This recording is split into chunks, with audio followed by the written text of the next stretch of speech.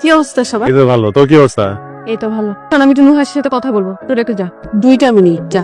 1 minute লাগবে, খাবারটা আসবে, ঢালবো, চলে যাবো। লাথি উষ্টা বুসির ধরে ইচ্ছা মতো ফাড়ামো, খাবি? তুই তো সময় নষ্ট করতেছিস, তোর উচিত কারোর সাথে এঙ্গেজ হয়ে যাওয়া। হ্যাঁ শুন, আমার সার্কেলে অনেক সুন্দর সুন্দর মেয়ে আছে। মাখন 2টা কাজিন আছে, দেখতে এত সুন্দর, আমার মতো চোখ বড় বড়, আরো বড়। না পছন্দ করার মানে কোনো উপায়ই নেই। তুই চাইলে আমি একটা সেটিংস করে দিতে পারি। কথাটা আজকে বলছিস, আর কখনো বলিস না। আমি সিরিয়াস নুহাস, তুই আমার সাথে আবরারের একটা বন্ড ক্রিয়েট হইতেছে, তুই কেন বসে থাকবি আমার জন্য? যে আমি কি কখনো তোর রিলেশনশিপে বাধা দিচ্ছি, তোর পার্সোনাল লাইফে বাধা দিচ্ছি? না। বলে তুই কেন আমাকে বাধা দেওয়ার চেষ্টা করতেছিস? তুই তোর ভালোবাসা নিয়ে ভালো থাক, আমাকে আমার ভালোবাসা নিয়ে ভালো থাকতে দে। তুই যদি আমার কপালে থাকিস, 1000 আপেল আসলেও তোকে আটকাতে পারবে না। তুই আমার কাছে চলে আসবি। আমার কপালে না থাকিস, পুরো পৃথিবী মিলে আমাকে মেলাতে পারবে না।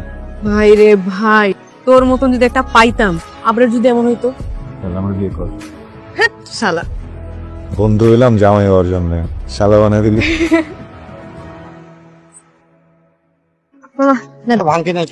রাখেন, আজকে আমার বিয়ে।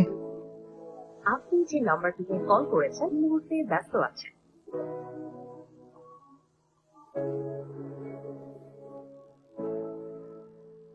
ইন্টার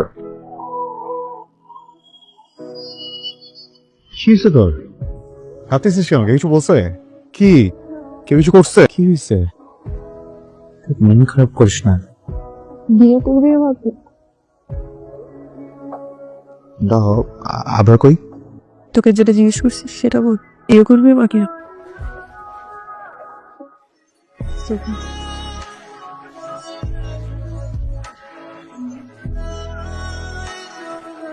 তুমি বাস একবার ভাববো না?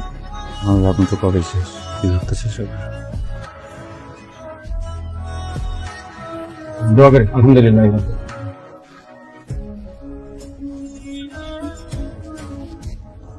আমার বাসায় মেয়েদের কোনো কাপড় চোপড় নাই। আজকের রাতটা কোনোভাবে ম্যানেজ করে আমি কালকে এই কাপড় এনে দিচ্ছি। আমি খাবার রেডি করি, ডাক্তার চলে আসিস, তুই রিল্যাক্স করছিস।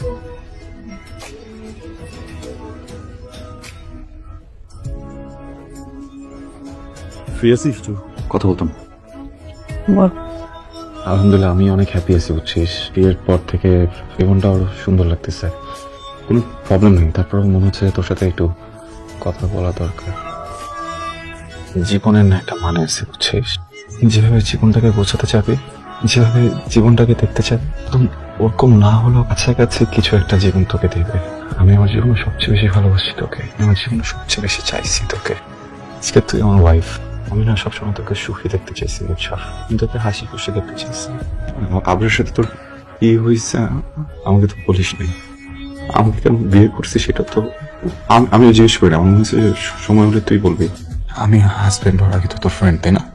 আমি বলতেছি, দেখ যদি এমন হয় এর সাথে তোর যা হয়েছে এর জন্য তুই আপসেট হয়ে আছিস, আর ঠিক করলে তোর মুখে হাসি ফিরবে, আমি তাহলে তোকে আবরের কাছে দিয়ে আসি, বুঝছিস? তোকে এইভাবে দেখতে পারতেছি না। হাই, তোর কোনো পার্সোনালিটি নাই? তুই আমাকে বিয়ে করছিস কেন? আপনার কাছে দিয়ে আসার জন্য আমাকে বিয়ে করছিস তুই? হ্যাঁ, কেন বিয়ে করছিস? আপনারা কেন বিয়ে করছিস? তোর কি ডিওড্রেন্টটা লাগবে? না, আমি একটু গ্রোসারিতে আসছিলাম, ভাবলাম তোর কিছু লাগবে কিনা। আচ্ছা ঠিক আছে, যদি লাগে তখন আমাকে বলিস।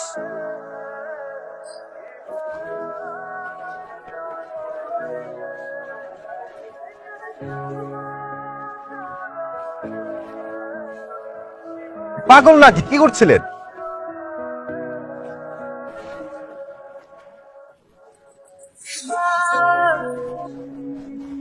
বললে কিভাবে ঠিক করবো বল?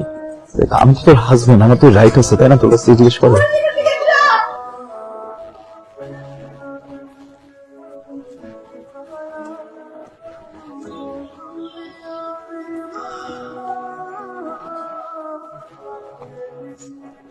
নির্ঝর, আমার কথাটা শোনো, একটা বার তো শুনবে আমার কথা। নির্ঝর,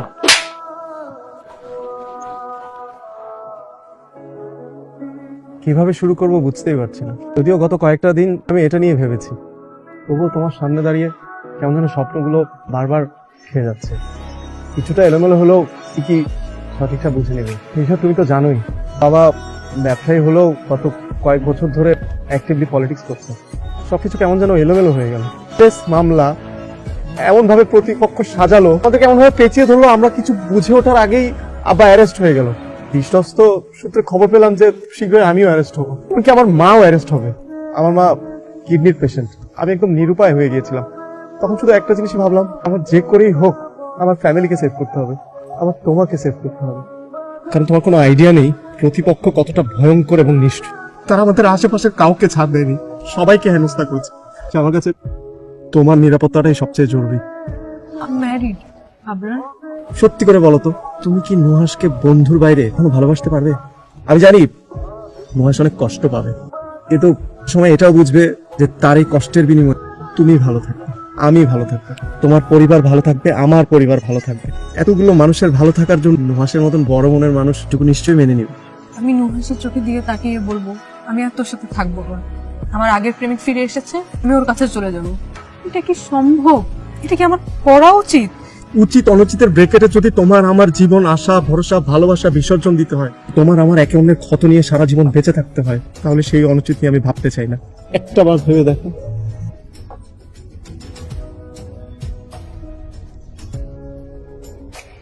নুহাস, একটা কথা জিজ্ঞেস করলে তুই আমাকে ওপেনলি বলবি? আচ্ছা, তুই আমাদের সম্পর্কটা কিভাবে দেখিস?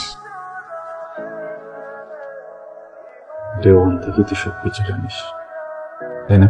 বিষয়টা হলো আমাদের এই সম্পর্কটাকে তুই কিভাবে দেখিস। ওয়াইফ হিসেবে তুই অনেক লয়াল, আমি জানি, কিন্তু আমি এটাও জানি তুই আমাকে প্রেমিক হিসেবে দেখিস না। আমি এটাও জানি ইফেক্ট তার হাজব্যান্ডের প্রতি রিলেশন কাজ করে, তোর আমার প্রতি সেটা কাজ করে। তোর ভিতরে আমার জন্য এখন পর্যন্ত কোনো মুক্তি গ্রুপ হয়নি। একদিন তুই আমাকে অনেক ভালোবাসবি, আর আমি তোকে যত ভালোবাসি তোকে অনেক বেশি। তোর এই অনেস্টি আমার অনেক ভালো লাগে।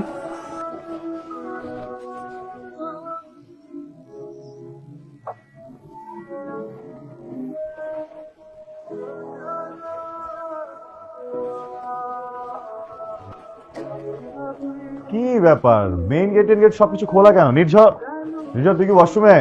নির্ঝর, তোর মুখোমুখি দাঁড়িয়ে বলবো এর সাহস বা হিম্মত কিছুতেই জড়ো করতে পারলাম না, তাই লিখে জানাচ্ছি। কাল রাতে তোর কথাগুলো নিয়ে আমি সারা রাত ভেবেছি। বিশ্বাস কর, আমি আজ কেন দিনও তোকে আমার প্রেমিক বা স্বামীর জায়গায় বসাতে পারবো না। আমার প্রেম, আমার ভালোবাসা আবরারের জন্য। এই জীবনের বাইরে আমার কিছুই নেই, কিছুই করার নেই। তুই একদিন আমাকে ক্ষমা করবি। আমার সামনে আসিস না, আমি নিতে পারবো না।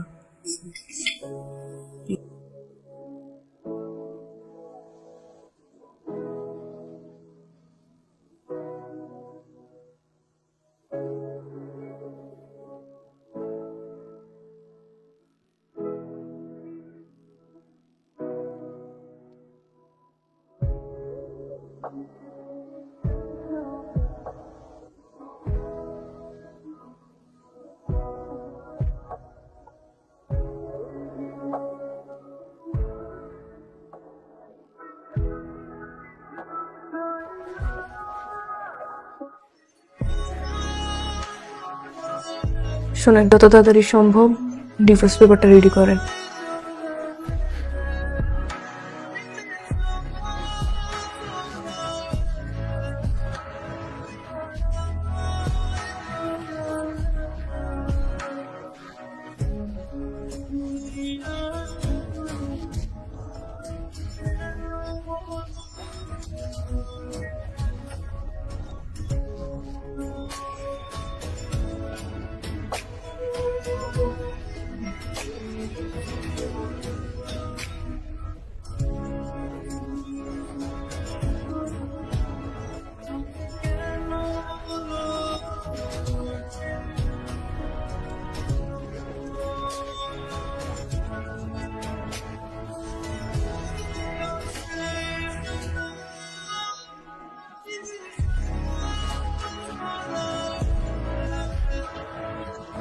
এত ঘৃণা করিস আমাকে? আমাকে রাখলি কেন?